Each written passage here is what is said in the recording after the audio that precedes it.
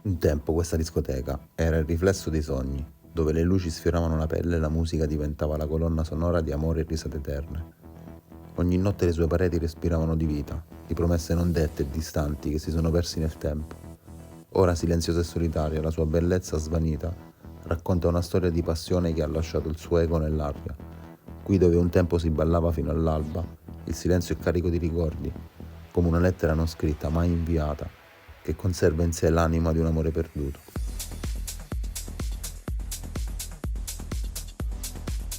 Ho trovato questa discoteca su una segnalazione di un amico. Inizialmente non credevo che avesse questo potenziale, ma dopo diverse ricerche sono risalita alla sua storia. Purtroppo alcune notizie non hanno informazioni certe e ognuna di loro ha delle connotazioni distanti. Così ho chiesto ad alcuni ragazzi del posto che mi hanno fornito qualche dettaglio. Alcuni raccontano di serate ben organizzate, seppur posizionate lontano dalla città. I gestori avevano creato un ambiente funzionante e divertente, un luogo ricco di bei ricordi. E come tutte le discoteche, purtroppo, ha con sé qualche storia o leggenda.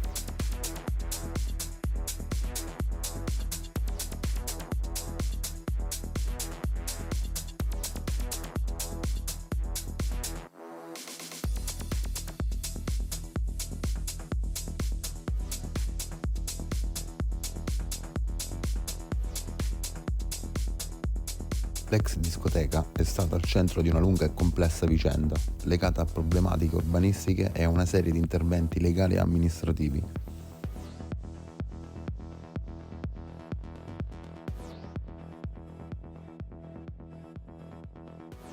La struttura è stata soggetto di ordinanze comunali a causa di realizzazioni in muratura e l'aggiunta di ambienti destinati a bar durante le attività della discoteca.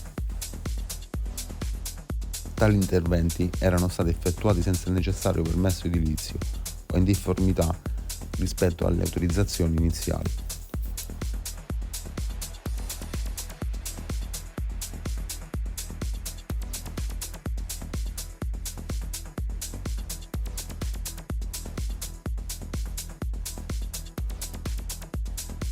Qualche anno fa l'amministrazione comunale ha ordinato alla società gestore della discoteca di demolire le opere cosiddette abusive.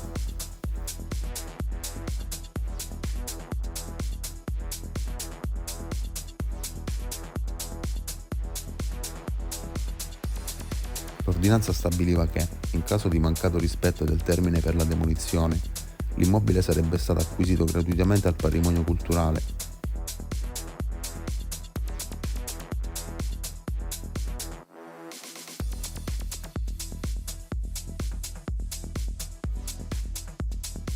Tuttavia la situazione si è complicata quando l'ordinanza è stata sospesa, per poi essere successivamente revocata e ripristinata.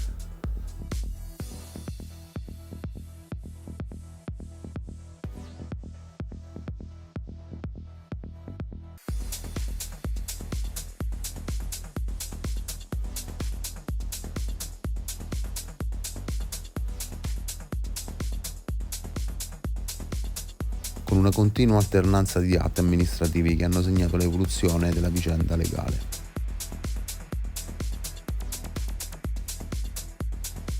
La società che gestiva la discoteca ha presentato vari ricorsi, incluso uno al Presidente della Repubblica, per sospendere le ordinanze.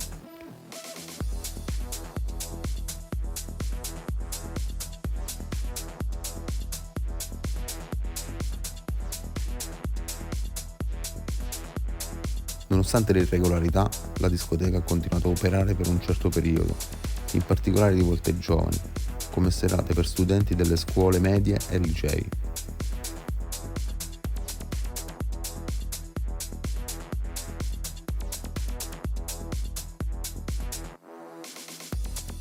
La vicenda potrebbe concludersi con l'acquisizione dell'edificio da parte del comune, qualora non ci siano ulteriori opposizioni legali da parte della società proprietaria.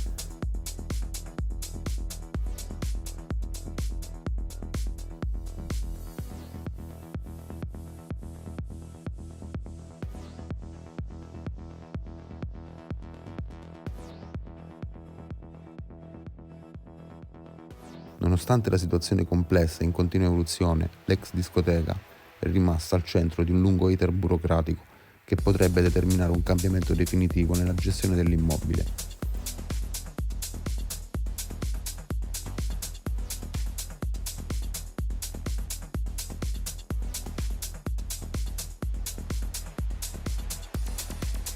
La possibilità che il comune prenda in carico la struttura resta concreta, salvo nuovi sviluppi legali.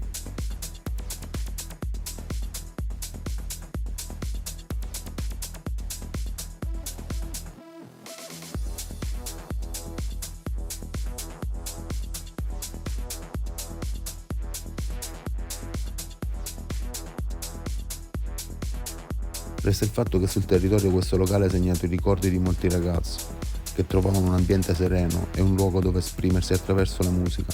Ma questo le amministrazioni comunali e le istituzioni proprio non vogliono comprenderlo.